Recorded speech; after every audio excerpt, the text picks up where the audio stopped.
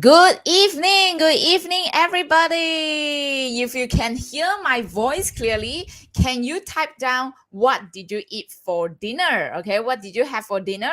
Put it in the chat. In the meantime, I'm going to inform all my followers and all my audience right now that it is live. So for those who just joined us, please type down again. What did you have for dinner? All right, and today it's a super exciting live is a super exciting interview in my opinion because the guest that I am inviting up, right, he himself it's very successful in different aspects, right? Different aspects, not just in terms of speaking, not just in terms of sales closing, and he himself is a very successful investor.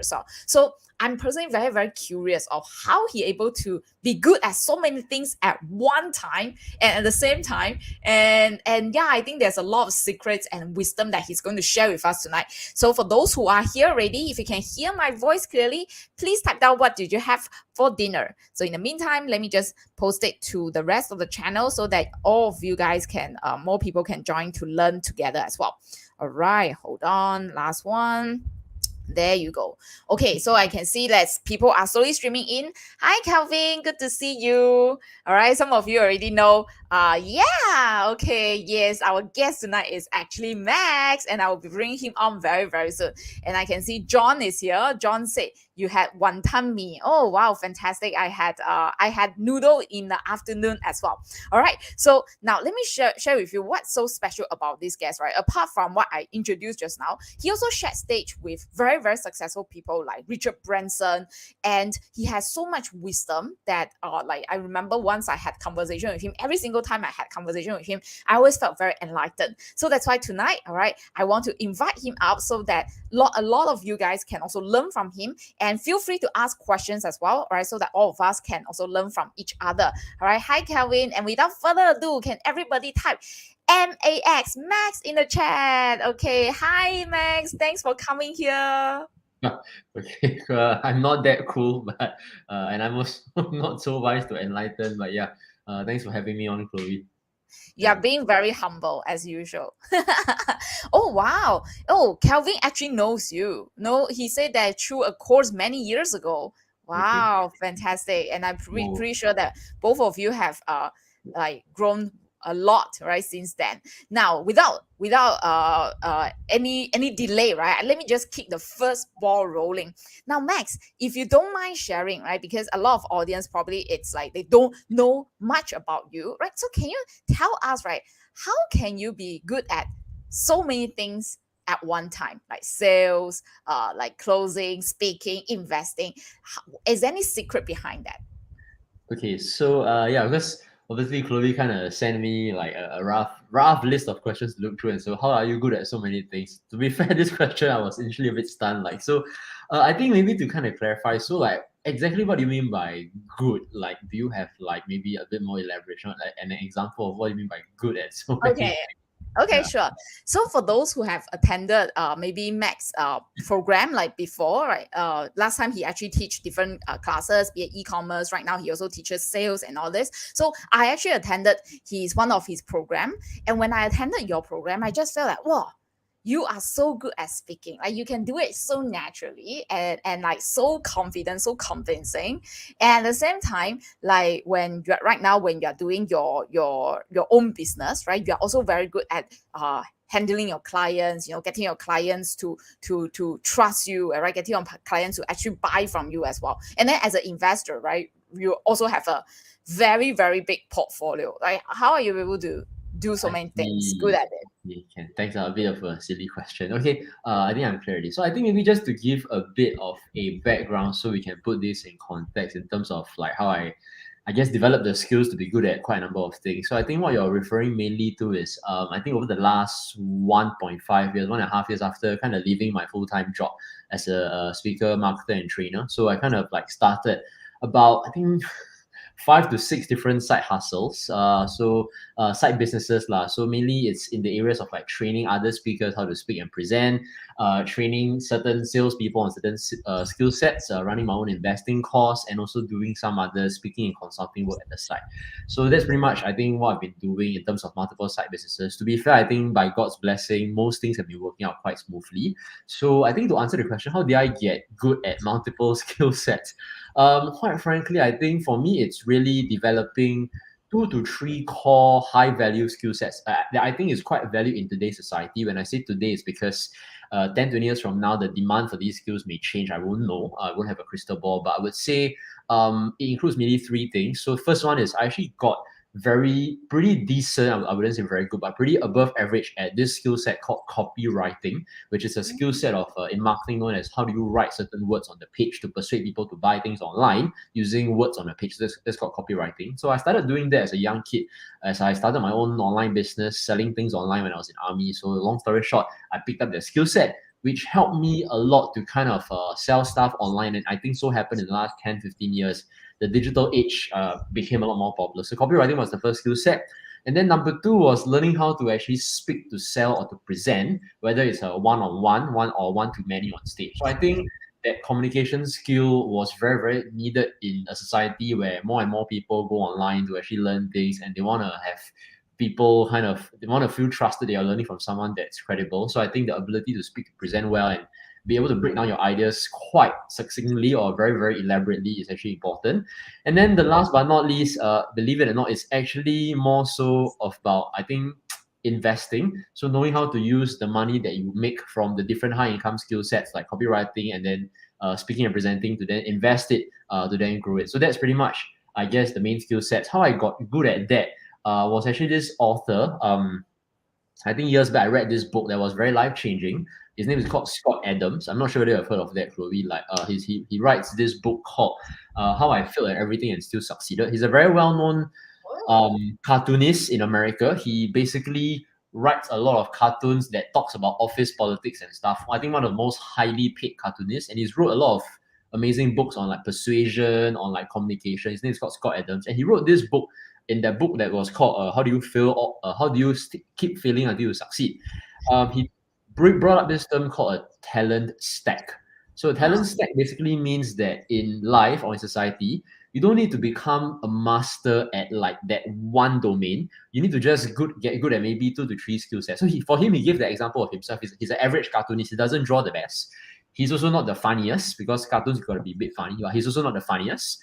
He's also not the best in understanding business. He's also not the best in writing, but by combining a decent, he likes to say he has a B minus in drawing, a B plus in writing, a A minus in humor, and combining all 3, it becomes very, very unique.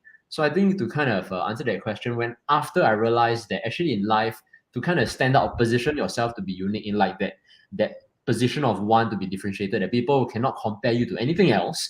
It's all about building multiple skill sets. So I think for me, the answer is how did I get good at that was really being able to combine multiple skill sets to be able to look unique as like, so I dare say I'm not the most smartest investors. There's so many investors who are smarter than me. I'm not the best marketer. I'm not the most charming presenter. You can see I look like a toot or look like a nerd, right? But by combining these skill sets in terms of humor, marketing, speaking, presenting, investing, I've managed to carve out my own niche that I guess makes me look a bit unique and different to the market in terms of positioning. So blending marketing, selling, presenting, and investing is very hard to copy for the average person.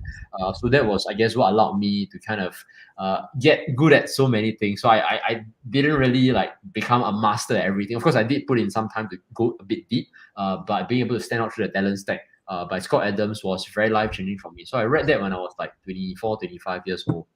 Yeah, hopefully that answers the question. Yeah. So if we were just to go inside a little bit deeper, when you talk about combine multiple skill set, right? Like do you always actually try to find principles that are relevant to all the skill sets? And at the end of the day, why you're so good at combining all these skill sets is because you are good at finding the key principles, and then you just double down on the principles.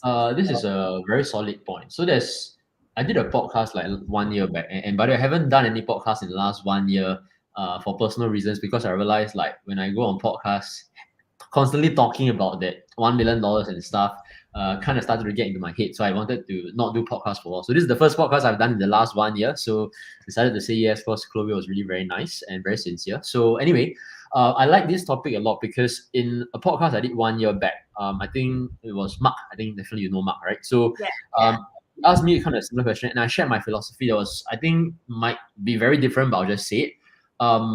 I think it's very important to go deep into things once you roughly figure out the base fundamentals. But most times when we attend courses, we attend a lot of those talks or seminars, the speaker, the trainer, even maybe someone like myself, may tell you things like, for example, hey, everything you learn, focus, go in deep, focus on this one thing, don't get that, we call it like shiny object syndrome, don't get distracted. But I kind of beg to differ. But first, you got to take things into context. I think at the beginning, when you're learning any skill, whether it's investing, forex, options, business, marketing, whatever, you have to actually expand the horizon to be able to learn many, many different things first. And most things will not work. But it's through those things that you spot this one element, which is what makes learning a lot easier. And this thing is called patterns. So I realized that for human beings to learn things well, you need to be able to spot patterns, or what we call in the investing world, we also call it pattern recognition. Now, the downside is that you can only connect the dots. So it's like connecting dots, right? You can only connect the dots if you've gone through enough dots, speaking metaphorically here. Yeah. And the only way to go through enough dots is to be able to, at the start, broaden the horizon and try many different things first, which is why for me, I think if let's say pretend today, using the context of your channel or your audience, someone wants to learn investing for the first time. They're brand new, they have no idea what the ETF is, what the stock is, and they just go straight to value investing. They might pick off immediately, but 9 times out of 10, I feel that it's a bit harder because they haven't seen the other parts of the jigsaw puzzle. And once they see everything, then the whole thing will make sense. So a very simple metaphor was, believe it or not, I didn't start off doing investing. I started off many, many years ago, which not many people know this about me. I actually did a lot of trading. So when I first learned about investing as a young 20-plus-year-old kid, I kind of looked down on investing. I was like, hey, this Warren Buffett guy is so lame. Like 20% a year, like that's too little. Can you imagine me saying that, right? But that was me as a young kid. I'm like, because I love playing poker. So trading naturally kind of attracted me because it's a lot more fast paced and you can kind of make fast money. So I did all the time studying like support resistance, technical analysis, studying the charts and the candlesticks. And then that didn't work. I then tried trading forex. I then tried trading commodities. Didn't work. And it was only after I go through that, then when I come back to value investing, okay, actually this makes a lot more sense right now that I've gone through all that. So then the dots started to connect. So I always feel, and it's the same thing like my online businesses as well. I started off doing SEO years back, didn't work, and then tried many different things before I chanced upon the way of marketing that I kind of found myself. So I think most times to learn things, to go back to the question about principles, to find the principles, unfortunately, you have to expose yourself to a wider range first. Then only can you see the dots to connect. Wow. So is that by finding that dots to connect the principles help you to learn a skill faster? Yeah, for sure, right? Yeah. Right. Okay. So in your opinion, right, I think just now you already talked about the three most important skill set, which is firstly copywriting. Second one is how to speak and sell on stage, be it on stage or be it one-to-one. And last but not least is converting all those high income skill set into investing so that you can compound your wealth faster, right? Yeah. So in your opinion, right, like do you think any single one of them plays the most important role to become who you are today? Got it. Okay. I think let me clarify a few things first just on that, because some people watching this may be like, oh, Max, but I don't work as a speaker or trainer. Like this is totally applicable. I think I just want to emphasize that so it's at least clear for the audience. I think you realize if you put a common thread in it, right? If I were to narrow it down, I think it's one way. It's going to be very vague, but I think this is extremely crucial. It's just the ability to communicate your ideas across, whether it's through text, which is copywriting, and that applies whether you're selling things online or whether you're trying to write a love letter to someone you like. Right? It's the same, right? Convincing or persuasion through text.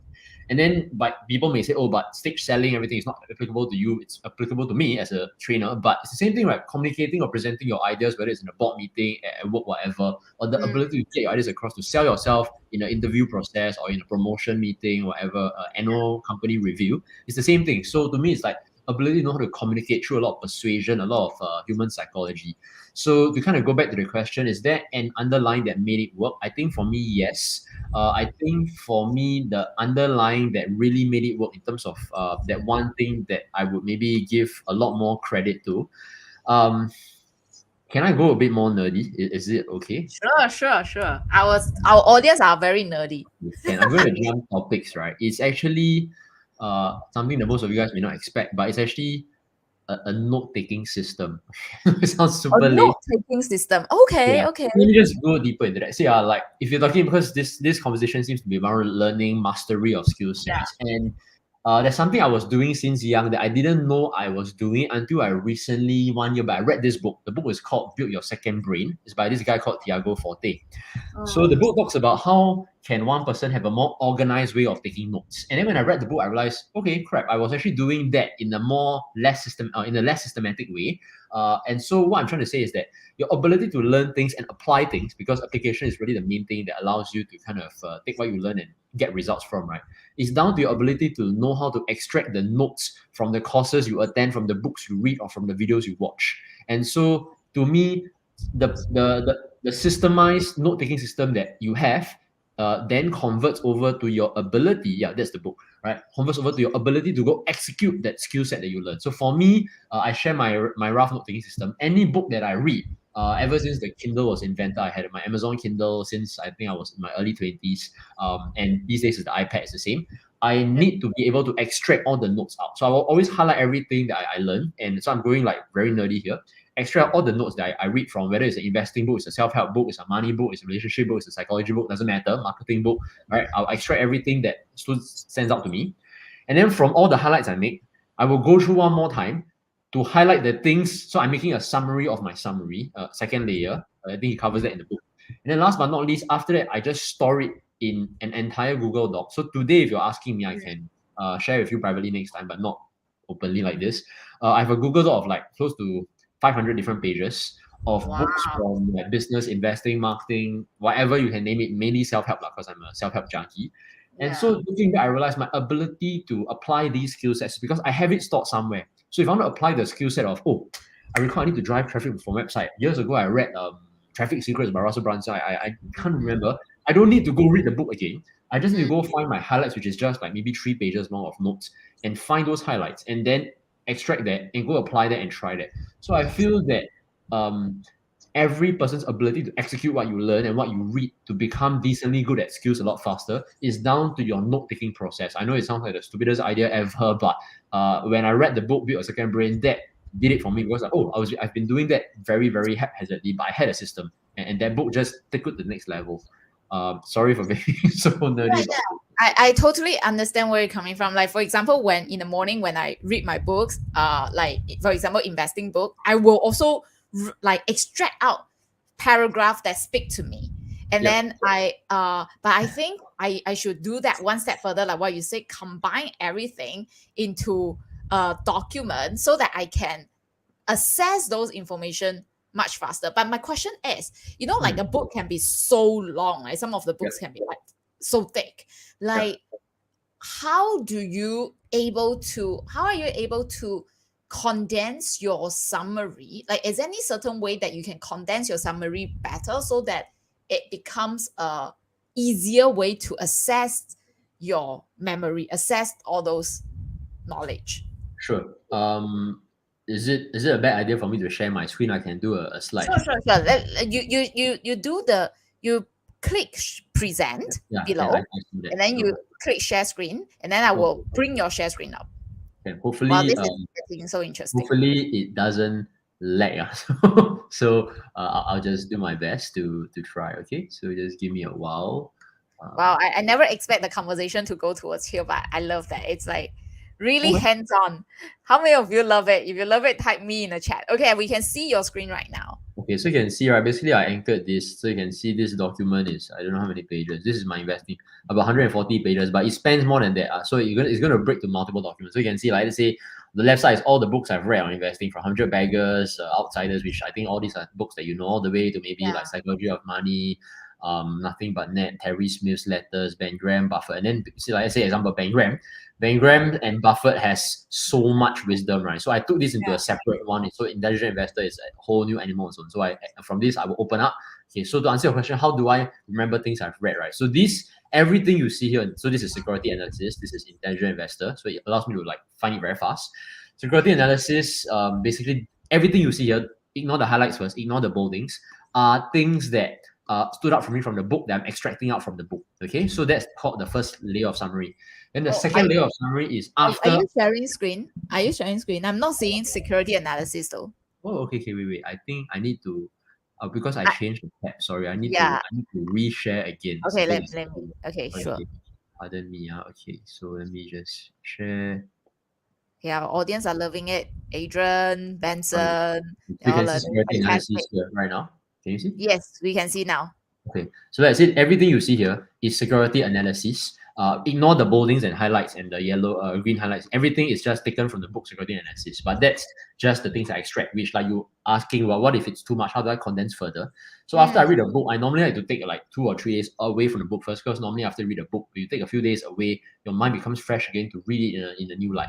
Then so now I do a summary of my summary. So the second layer is I read through all my extractions and I bold the things that stand out to me. So I give an example. Let's say in this case, to keep it simple, I'm bolding like companies with stable earnings is it a forecast and hence preferable. This is for me to remember that actually for forecasting and projecting like DCF or whatever, it's important to find companies that are more stable. Just an example. So then I bold this, and then after the bolding is done, I then go back and reread. And then what happens? I then find the things that's even more important to me and I put it in green. So that is like the most top essence. So which means that whenever I want to refresh a book, the first thing I do is not read the whole thing because it could be a lot of extracts as well as you can see here. I just read the ones in green. So I can just boom, immediately go down and say, I look here. The more volatile a firm's earnings are, the more cautious one should be in estimating future cash flows. And the more one back into the past one should look. Okay, so this tell me know that, okay, if I want to do any DCFs in future, Graham and Dodd suggest 10 years. So this is like just a concept. And I just need to find the green highlights. And then if the green highlights stood out to me and I realized, okay, I want to dig deeper into this, maybe because I need to teach this, I need to apply this, I just want to dig deeper. Then I go read the boldings. And then if I read the boldings and I'm still into it, I still cannot get my answer, then I read the whole thing. So there's multiple layers of filter when I do this. And believe it or not, I know it's totally crazy right now. I'm very nerdy about this, but this is really the secret to being good at learning things and applying things, right? Because if you don't have this, we all read books and we go, oh yeah, I'm super inspired. But you have nothing to grasp on because you don't have what we call a second brain to hold the information because your first brain is limited. There's no way you're going to be apply what you're able to read, or whether you learn from a DCF or you read like some Michael Mambustin book and then like, oh yeah, awesome, about reverse DCF. I don't know, but I can't recall when I need it. So that's the ability to learn things. Yep. Wow. Okay. So it's a very vigorous process of learning. Yeah. It is. So yeah, I take it quite seriously as you can tell. Yeah. That's good. Okay, I should totally start practicing that as well. And in the meantime, I think that our audience, like, they're loving it, and I'm going to practice that as well. Fantastic. Now, if we move on to the next question, we talk about like the ability to communicate your ideas across just now, right? So are these also something that you build up along the way through like readings, through like how do you communicate effectively? Like if you can condense to one key principle that people can immediately start applying to improve their communication, what would that be? Okay, the secret is come from my speaking course. No, I'm just joking. Wow. Okay. To be honest, I don't have the perfect answer in terms of if I were to narrow down to that one or two things. But if you ask me in terms of being able to communicate the ideas across, there's actually two main things that I found very helpful over the years. First things first is same thing. It's going to sound very. It's actually not the words you say. Is to learn how to use your diaphragm. Okay, I just got to be real. Really, right? Because I give an example. Like when you're able to speak from a diaphragm, your words just come across a lot stronger. So maybe I just give an example, right? Let's say today I want to ask someone to buy something. You just give a simple example. So okay, now that I've covered everything I've covered in this document and this contract, let me help you process your documents, okay? As compared to, okay, now that I've covered everything I've covered in the contract, Chloe, let me just process the documents for you, all right? So you see, like the first one triggers more of we call it up talk like in communication. So you sound a bit uncertain. Number two, your status is a bit lower versus the prospect or whoever you're talking to ask for that request. The second one feels a bit more like a command. So first one is I really to use the diaphragm, you can go YouTube. Most people can learn it in just a day or two. But I was from speech and drama. When I was a kid, I sucked at acting, so they made me do music. We call it AV, right, which is audio visual. But the only thing I learned from there was to use the diaphragm, which somehow helped me as a speaker. So when you ever use the diaphragm a lot, right? I don't you just imagine this. Today I make a statement like the boy was under the tree versus like the boy was under the tree. I can sound a lot more authoritative just by using the diaphragm, which makes the words go in better. Once again, it's the delivery mechanism that matters. So we're going a bit into communication linguistics here.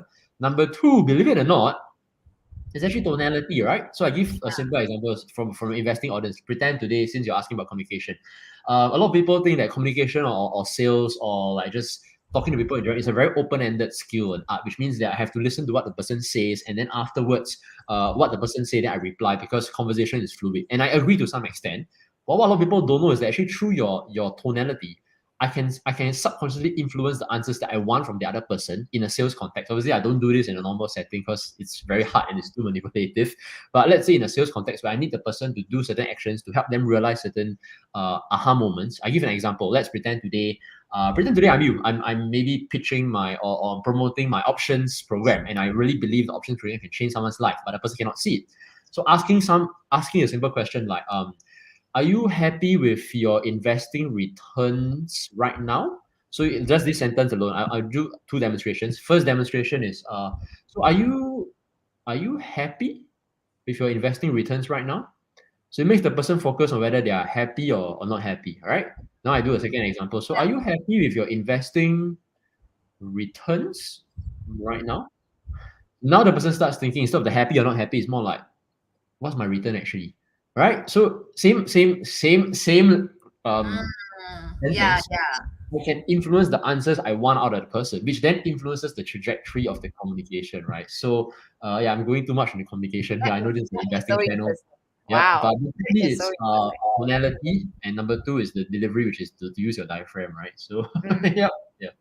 Wow, thanks so much for the tips. And I think like, oh wow. Yeah, I think I've been unconsciously practicing it, but I think what you said just now make me become more aware. And I Yep. think it all boils down to awareness, right? Be it like communication, be it like uh investing as well. When we are more aware, we are able to improve better as well. So my next question is like, just now you did talk about like connecting different dots, right?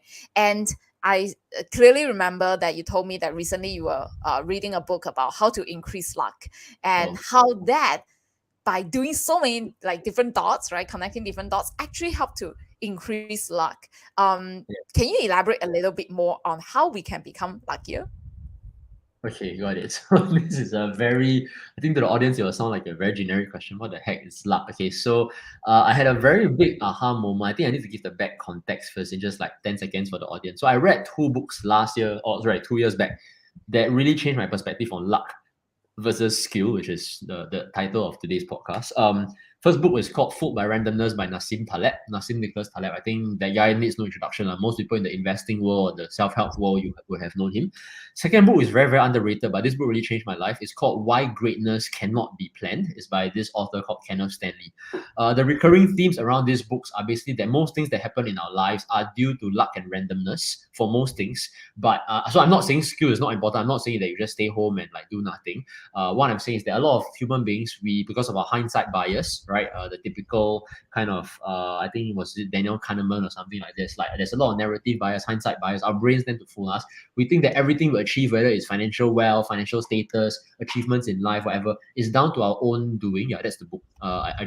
I preach to everyone about it, such that I think my friends are so annoyed. But anyway, so I realized after reading these books that most things in our lives as human beings, if you really be honest with yourself and you trace it back, it's down to you at some chance encounter, meeting this mentor, meeting this, in Chinese we call it a 贵人, or some benefactor that open up your network or your doors to give you that platform to then go try that, and that thing somehow worked out. Right, but if you were to rewind time and do like a Doctor Strange kind of multiverse thing, and you play 10,000 parallel universes with the same you, going to the same place, waiting for that same person to show up, give you the opportunity, that person may not be there because in their reality, they may have done it a different way in that alternate universe. I'm just giving an example here. So essentially, I realized that most things in life happen because of luck. And then the nerdy me being Max just asked myself, okay, most things based on luck. But I don't accept that, okay, everything based on luck, then I just don't do nothing. I sit at home, wait for the lottery ticket to fly into my window. Like, no, right? So I asked myself, how can I be a bit more strategic about luck? which then brought me to another book. Okay, so you can see I'm a I'm a absolute geek, but I have this way of reading books and applying what I've read in books. And this book, I think I saw you post about it before, Chloe. It's one of my favorite books as well. It's by Naval Ravikant. And Naval actually talks about luck. I think he's one of the first guys that talks about luck very, very well. He mentions in his book, or was it in his podcast, there's actually three types of luck in this world. First type of luck is called blind luck. So blind luck means really you walk on the street and then somehow you see a lottery ticket and you win like $8 million from it. Okay, that's blind luck. It cannot be recreated, cannot be engineered. It's just blind. Second luck is called luck by hustle. So these are people who just go out there, attend so much networking events. They do so many different things, and the amount of dust it stirs up, they somehow get lucky because of luck through effort or hustle. Third luck, which is what he mentioned, is luck through reputation. So he gave two examples. Naval gave the example of today, if you're a deep sea diver and you're the only guy on planet Earth who can dive deep below the ocean, like let's say like I don't know how many thousand feet, you're the only guy, pretend. And today I'm like this person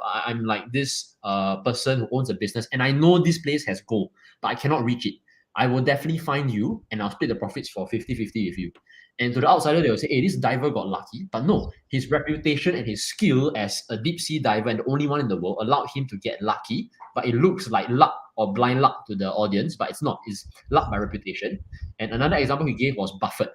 So Buffett gets deals that the average person like me and you will never, ever, ever, ever, ever get because of his reputation.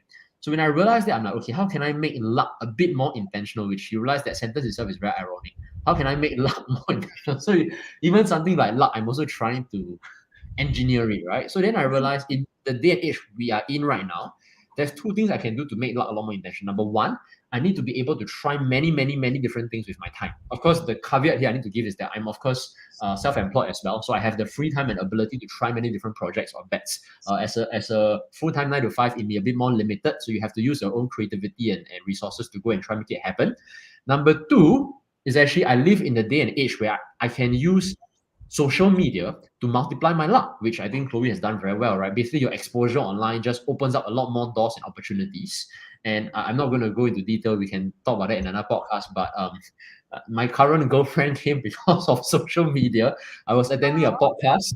I talked about my love for Cai Fan. She DM'd me about asking how I count calories for Cai Fan because she's into working out as well. And that was how we hit it off. I thought she was cute. I asked her out. So yeah, without going too much into that, because that's That not is so sweet. it came from the podcast, and the podcast came because some guy saw me on social media on Twitter, and that's luck in itself. Okay, but let's go back to the first part. So the first part I was sharing was more like you need to be able to place multiple bets, but many people screw it up because they're like, okay, Max says or this book says place multiple bets. Let me just place multiple bets. But you have to also have a criteria for the amount of bets or the types of bets that you take. So believe it or not, I actually have a criteria which I can share screen later if you want to as well. In terms of anytime I analyze a new project, what is the criteria to look for whether I want to take this bet or not? Because think about it for a second. I'm not. We are a bit like VCs, venture capitalists of our time, using our time. Like if I'm a normal venture capitalist, I have money. That money is like almost unlimited because I can keep raising funds from my LPs and my limited partners, and I can keep trying many different projects. I can invest in the next Airbnb, the next Stripe, whatever. But for us as normal people, there's only 24 hours. What? So with a VC of my time, I don't have unlimited funds in that case. So you need to be able to take on so for me, I set a goal, a simple motto for myself. Every quarter, I must always try 2 to 3 new bets using my time, energy, or emotions, basically put things at risk. And at all times, I must have at least 3 to 4 bets in circulation at all times. And this gives me multiple income streams. It gives me multiple peace of mind as well. And so every time before I take a bet, I just give off my head a few questions to ask myself. Number one, this bet that I'm taking in terms of this project or this venture, can I go to market in 2 to 3 weeks? This is an important one because if I cannot go to market in 2 to 3 weeks, let's pretend like most people, you have the idea that, I love this idea, I'm super passionate. Let me just make sure this idea, I want to make sure this idea takes off at all costs. Right, and then you spend 6 months taking off the idea, and you really, after that, you realize you got mature and okay, I don't think this can work. But you just lost 6 months. You want to ask yourself from a normal adult life of like maybe 30 years old to 60 years old. That's really the main prime years. How many 6 months do you have? 60, right? Using this example, you can only take 60 bets. But if I go to market in 3 weeks, in each year, I can launch maybe like my math is about maybe 18. All right, or maybe 17 bets. So just being able to shoot more spaghettis at the wall, I'm already able to have luck on my side because I'll have a lot more failed bets, but my go-to-market time is a lot shorter. So that's just one criteria. Another criteria I ask myself is, if let's say today I launch something and it doesn't take off, can I reuse it? So this Mm, allows me to still get lucky and not waste the effort. So true story, I think I'm going a bit overboard. I'll just end with this simple case study. Early this year, mm. I thought of wanting to launch a sales course, right? Yeah. In sales for one, I thought most people want to learn how to sell one-on-one, but I didn't want to spend 3 weeks writing the course material only to not have people buy because for all I know, I mean, oh Max, you think you're good, but maybe nobody wants to buy. Right? It's all in my head, right? So you can see how selfish I am. I don't even want to commit 3 weeks to spend my time, even though it's free because it's just 3 weeks. There's no money involved. It's just 3 weeks to make the course. I didn't want to do that. So guess what I did? I went to find a friend over lunch who just nice. This guy was he runs his own small fund. He's a small fund manager. He's a very good investor. Just no idea how to sell, which for some reason most investors suck at selling. Not all, but most. And then he just couldn't raise enough funds from friends and family to make his dream of being a fund manager like take off. And I just Oh, I said, hey, let's call him Tommy. Hey Tommy, are you open to me teaching you how to raise funds one-on-one using conversation or consultative selling, so on and so forth? I teach you wow. one-on-one just over one full day together. And then you pay me a certain fee for me to teach it to you and these secrets. And of course, he was a friend, so he knew I was good at selling. So Yeah. we had some discussions, handled some objections here and there. And eventually he said, okay, Max, I'll pay you $2,000. So just like this $2,000, I coached him for one full day. And 2K for one day is not too bad. But here's Yeah. how I was about it. I was thinking 2K for one full day. Because these things I do it day in, day out. So I need to spend one day to create the course and Yeah. one day to deliver it to him. Yeah. So 2 days to make 2K, which is 1K a day, still not too bad. Not the most exciting, but not too bad. But I asked myself, from this alone, I got the content out and he Yeah. helped me to de-risk the bet. So I got paid to make the content. And now that the content is out, I'm using that to launch my sales course because the Yeah. content is there already. Yeah. So I'm always thinking about bet sizing with my time, criteria before I place any bet. Can I reuse this if this fails, if this doesn't take off? Things like that. So hopefully that answers the question. Yeah. I think like the thinking process of criteria is so important. And Yep. if we lead on to that, right? What is your criteria when it comes to investing in a company? Hmm.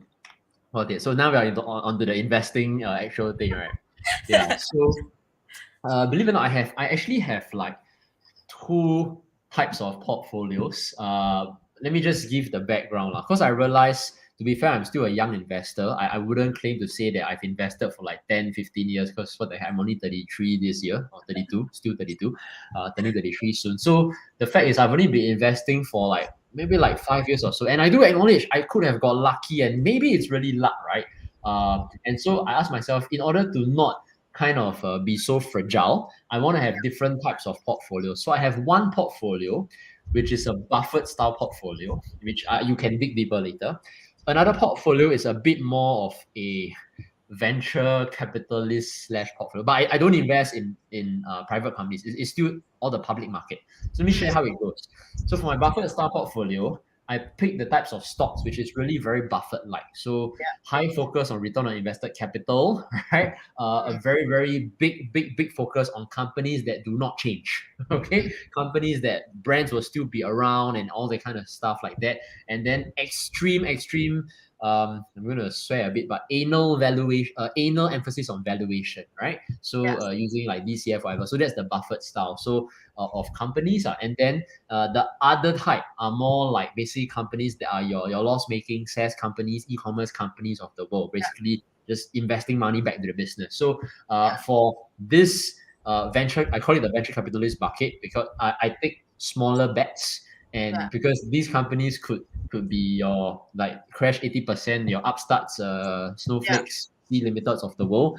And then the other one is more like basically your to be fair, I don't invest in stuff like McDonald's or Coca-Cola. Just to be clear, I don't do that because that's really still too close to me.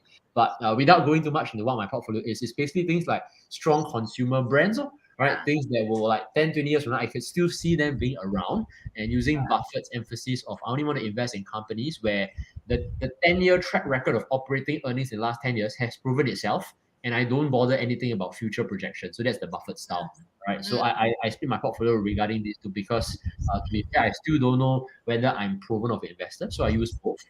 So that's the criteria I look for both buckets, right? So yeah, I give a very big overview because if you want to go into the nitty gritty, we can go even deeper into like each criteria in each bucket, but that's going to take a while. Yeah. Yeah. Oh, but I think you definitely have already shared some insights into how you invest, and our audience can use it as a reference as well. But at the end of the day, I think like your VC style come from your motto right now of like placing different bets in life, Yeah, and it that's does. how you also place different bets in VC style kind of company, right? So It does. if you can summarize in terms of like your life motto, what would that be? Yeah, so I saw this question in your in your questionnaire, but to be fair, I didn't know how to answer. Because by the way, so everything here is unplanned. I'm just going off my script, as you can tell. I didn't expect to share a screen or whatever. Okay, so to answer this question, I'll answer in two ways. I think, like say, do you want the real answer or do you want the nice to hear answer? I don't know which one you want. Yeah. Your candid answer. Okay, so the candid answer is my life motto. Generally, I wouldn't say right now. Since I kind of discovered my passion for teaching, and I think you guys can tell through this camera also, or maybe from the audience. I really like to explain things to others. I just get a very big sense of fulfillment. It's three words. I think it's very morbid. I don't really say this often, but I wanna die a teacher. Sounds stupid. I want to die a teacher. I think for me, I did think to myself before, like it's extremely bloody meaningless if like my gravestone, let's pretend I die next week, for example, my gravestone or whatever, like it shows, hey, here died a guy with X million in the bank. Like nobody really cares, man. Like nobody's gonna show up to your funeral because of that. But I think for me, I do envision, and it's still of course a bit of pride and ego. I want people to show up to my funeral with the hey, this guy taught me years back how to be a better person, or this guy taught me years back how to invest better. This guy taught me years back how to speak better. I know it sounds so silly, but these little skill sets then translate to improve their lives and improve their family's life, whatever, through the finances that they make. So I really love breaking complex ideas down for people. I just love the kick when I see somebody's eyes light up with that aha moment or light bulb. So I want to die a teacher. That's been my life motto. I do see myself still constantly teaching, training. In what topic, I don't know, right? Years back, it was e-commerce and marketing. Last year was investing. Recently, it's sales and persuasion presentations. Maybe 10 years from now, you'll be gardening and sewing. I don't know, but I'm just saying, like, I just like to teach. And I think I do have a gift for teaching. And I tell myself, I don't want to waste that gift from God or whatever higher power you ask. Okay, for the life motto now, it's actually, I think, already very clear across this podcast. For me, it's all about taking bets. So every quarter, which I was telling Chloe in private when we met like few months back over like drinks, right? I said, every quarter I will set 2 to 3 new bets I want to place with my time. So like it can be try this new project, try this new venture, but I just want to keep placing bets. And so my motto is that I think most things in life are based off luck, and I want to increase my luck exposure and engineer it a lot more intentionally, if that makes sense. Yeah. Okay. Yeah, I think and life motto does change along the way, and I think regardless how it change, it always continue as long as we're willing to learn, willing to reflect, it help us to become better. And if you can turn back time, right? Let's say 10 years ago, what advice would you give to your younger self? Okay. This one is quite obvious for me. I think let's talk about two things. Number one is from a money aspect. Number two is from a non-money aspect. So from money aspect is plain and simple. Learn how to analyze businesses. Plain and simple. Because of the fact that, like I mentioned years back, Chloe, you do know people who know me. So the people that know me will know the young Max was more of a trader, very I like action basically, right? So when I really understood that actually the real wealth only comes through ownership in equity. And ownership in equity can come about from either you are a business owner yourself, so you start your own small business enterprise, and that's equity. Or if you realize, like me, you're not the kind that wants to be a founder of a business, start the next, the next Tesla or whatever. You're not like that kind of empire builder. Then the next best way is to own equity in public businesses. That's the only way that you can get out of the cycle. By cycle, I mean the rat race or whatever things you want to throw and give it that label. So learning how to analyze businesses, was very freeing for me because I did build up a certain level of capital base from my 9 to 5 job as a trainer. But like the only way to still get out of that financial liability kind of thing and be financially free or cross that first million by 29 is really through investing in equities that are strong and solid. So that's from a financial point of view. From a non-financial point of view, the advice would be don't be afraid to go on social media and talk about your achievements, talk about yourself, and talk about basically your beliefs and values a lot more. It's very hard to tell because most people would think, oh, Max, you're a trainer, it comes easy for you. Actually, I can tell you guys, no, man. Like, I only started posting more about myself on social media about 1.5 years back, which is when I left my full-time job. The people that know me will know, even as a trainer and speaker back then, I could be very loud on stage. In person, I'm extremely shy. I don't like talking to people. On social media, I was very quiet. I will maybe once in a while post a few photos of me speaking, but that's all. But it's only after I left that I realized, crap, I need to generate luck and I need an audience, right? So the only way for you to make money with eyeballs is either you pay for traffic, which is not practical for a new solopreneur, or you get free audience from the platforms, whether it's your Twitter, your LinkedIn, or your Facebook or IG, whatever. So don't be afraid to post about yourself and don't be afraid to kind of talk about yourself. It may feel, till today, I still feel very like, oh my goodness, I can't believe I'm talking about myself. But I think that thing has really opened up a lot more doors, a lot more luck, a lot more opportunities for me that it has brought me downsides don't have. Like, it's a lot more upside. Yeah. And so pretty much that's it. I think to kind of end off, I think it's more on this question is like, I was very inspired when I heard this quote by Alex Hormozy, which I think we all know. Right now, he's going viral on the internet due to his launch.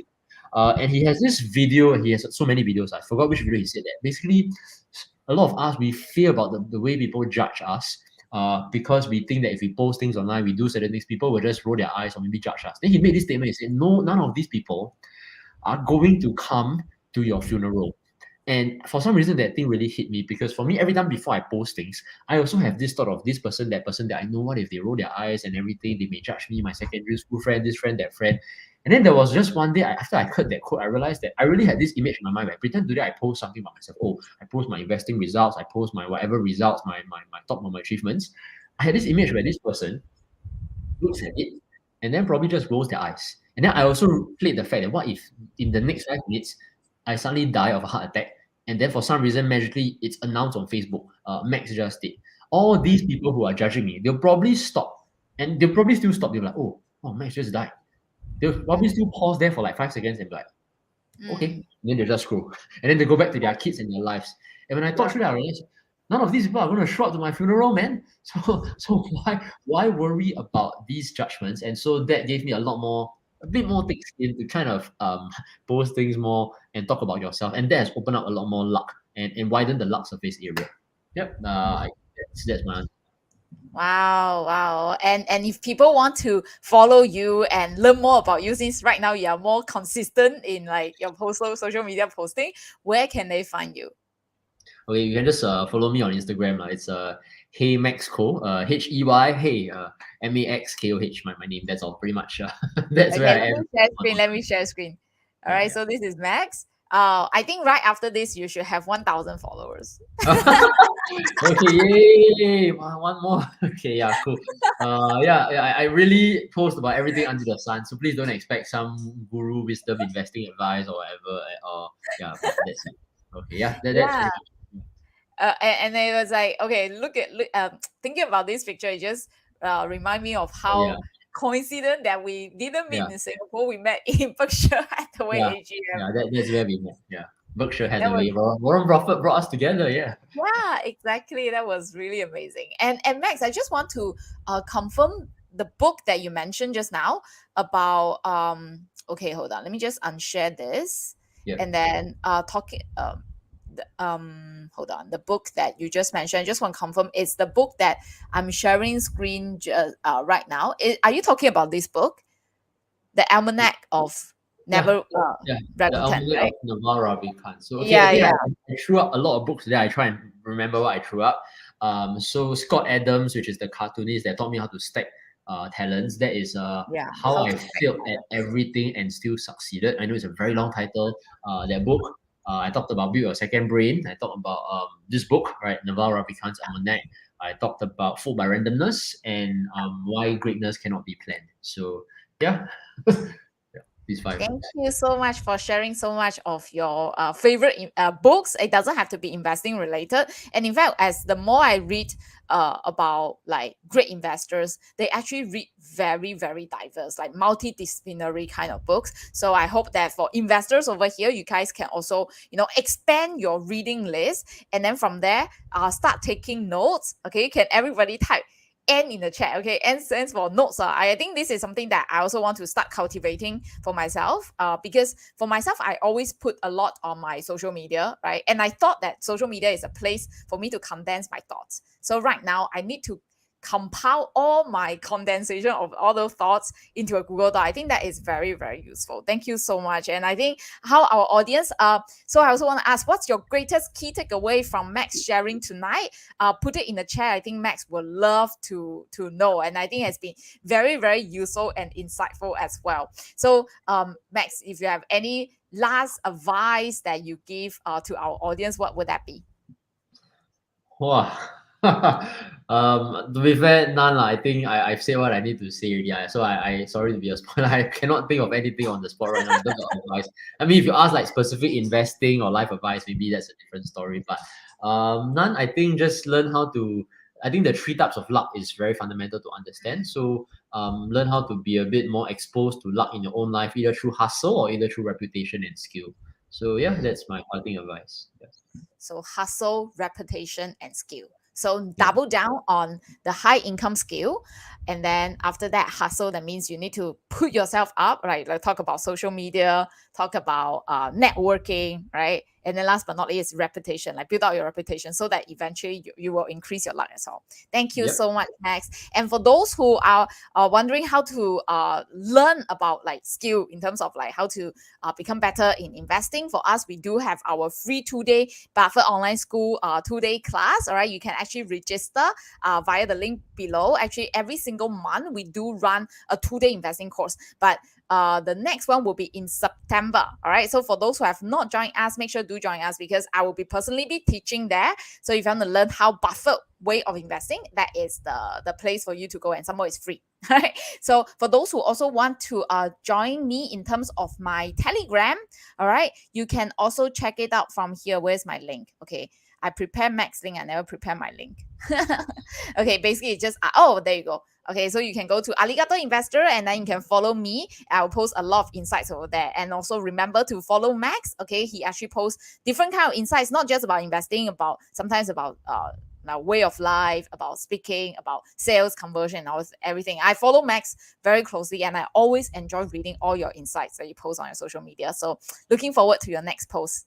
Thank you so much, Thank you very much, everybody. Chloe. Thank you, Thank guys. Appreciate it. you. All right. I will see you guys next round. Bye. Thank you, everyone.